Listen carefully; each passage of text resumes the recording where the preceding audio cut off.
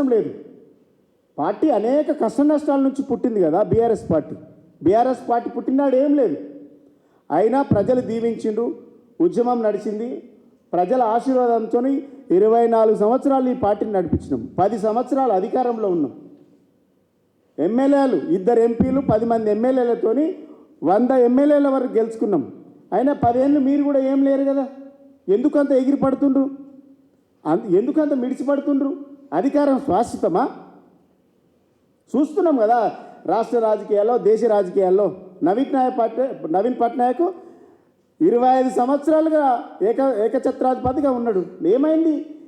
ఏదైనా ప్రజా తీర్పును ప్రజలు ఇచ్చినటువంటి తీర్పును నాయకులు స్వీకరించడం అలవాటు చేసుకోవాలి. ఏదైనా స్వీకరించగలగాలి, స్పోర్టిగా తీసుకోవాలి. ఇలా గెలిచినామని మేము ఏనాడు పొంగిపోలేదు, ఇలా ఓడినామని కుంగిపోము. మేము ఆ దిశగా అడుగులేస్తూ ఉంటాం. కానీ అవయవదానం చేసిండ్రు అని చెప్తున్నటువంటి మాటలను మేము తీవ్రంగా ఖండిస్తూ, అవయవదానం ఎవరు చేసిండ్రు అంటే ఇలా మంత్రులు చేసిండ్రు, విప్పులు చేసిండ్రు, కాంగ్రెస్ పార్టీ చేసింది, ఎమ్మెల్యేలు చేసిండ్రు. టోటల్గా బీజేపీ పార్టీకి దాసోహమై మీరు పనిచేయడం వల్లనే అధికారంలో ఉండి మీకు వచ్చినటువంటి ఓట్లను కూడా నిలబెట్టుకోలేకపోయిండ్రంటే 6 నెలల్లో ప్రభుత్వం ఫెయిల్ అయిందన్నట్లు లెక్క. ఈ ప్రభుత్వం ఫెయిల్ కావడం వల్లనే మీకు ఓట్ల పర్సెంటేజ్ తగ్గింది, మీ డిపాజిట్లలో తగ్గిపోయినాయి. ఇలా ఇప్పటి వరకు 6 నెలల్లో ఒక కొబ్బరికాయ కొట్టలే, మీరు ఒక శిలాఫలకం వేయలే. ప్రజలు గమనిస్తలేరా? మమ్మల్ని తిట్టి పబ్బం కట్టుకోవడం కాదు, ప్రజలకు పని చేయండి, ప్రజలకు ఇచ్చినటువంటి వాగ్దానాల మీద నిలబడండి. ప్రజలకు ఏవైతే వాగ్దానాలు ఇచ్చిండ్రో వాటిని అమలుపరచడానికి దృష్టి పెట్టండి. మమ్మల్ని ఎంత తిట్టినా ఏం రాదు. పేపర్లో స్టేట్మెంట్లు వస్తాయి, టీవీలలో స్క్రోలింగ్లు వస్తాయి, పొద్దుగాల ఫ్రంట్ పేజీలో ఐటమ్ వస్తుంది. కానీ ప్రజలేం కోరుకుంటూ ఆలోచించిండని నేను ఈ ప్రభుత్వానికి, ముఖ్యమంత్రి గారికి అప్పీల్ చేస్తూ ఉన్నా. కాబట్టి అనవసరమైనటువంటి ఆరోపణలు చేస్తే డెఫినెట్గా మేము కూడా ప్రతిస్పందిస్తాం. ఇలా చాలామంది ఎన్నడు గెలవనోడు గెలిచి మేమేదో గొప్పగా చేసినామని డబ్బాలు కొట్టుకుంటూ ఉన్నారు. ఇలా ఏదో మేము వల్లనే గెలిచినామని చాలామంది చెప్పుకుంటూ ఉన్నారు. ఇలా మమ్మల్ని మా నాయకులను తిడుతూ ఉన్నారు. ఇలా ప్రజల తిట్లు అయినా ఎవరైనా మాకు ఆశీర్వాదంగా భావిస్తూ ఉన్నాం.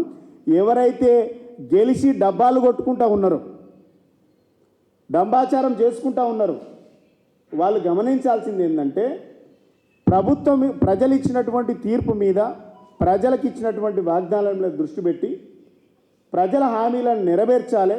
లేకుంటే మీరు ఫెయిల్యూర్ ప్రభుత్వం అంటే కాంగ్రెస్ పార్టీ 6 నెలల్లో ఫెయిల్ అయింది అనడానికి 8 సీట్లే ఒక నిదర్శనం. ఎక్కడ కూడా ఇలాంటి స్టేట్మెంట్ జరగవు, ఎక్కడ కూడా ఇలాంటి తీర్పు రాదు.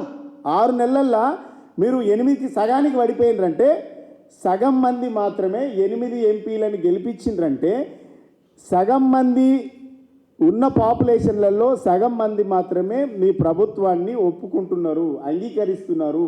మిగిలిన సగం మంది మీ ప్రభుత్వాన్ని వ్యతిరేకిస్తున్నారు. సమీక్ష దాని మీద జరగండి ముఖ్యమంత్రి గారు, దాని మీద జరపండి. 8 సీట్లు ఎందుకు ఓడిపోయినామని చర్చ పెట్టండి, ఎక్కడ ఫెయిల్ అయినామో చర్చ పెట్టండి. అడగని వాటి మీద ప్రశ్నలు వేయించుకొని వాటి మీద ప్రతిస్పందించడం కాదు కదా. 8 ఎందుకు గెలిచినాం? ఇలా కాంగ్రెస్ బీజేపీ పార్టీ 8 సీట్లు ఉన్నటువంటి ఎమ్మెల్యేలతో 8 ఎంపీ సీట్లు గెలిచింది.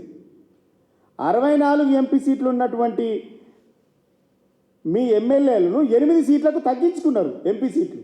మరి ఎటుపోతుంది మీ పాలన? మీరెటుపోతుంది? మీరేం చేస్తుంది? ఎమ్మెల్యేగా ఉన్న దగ్గర నీ దగ్గర 23,000 తక్కువ వస్తుంది.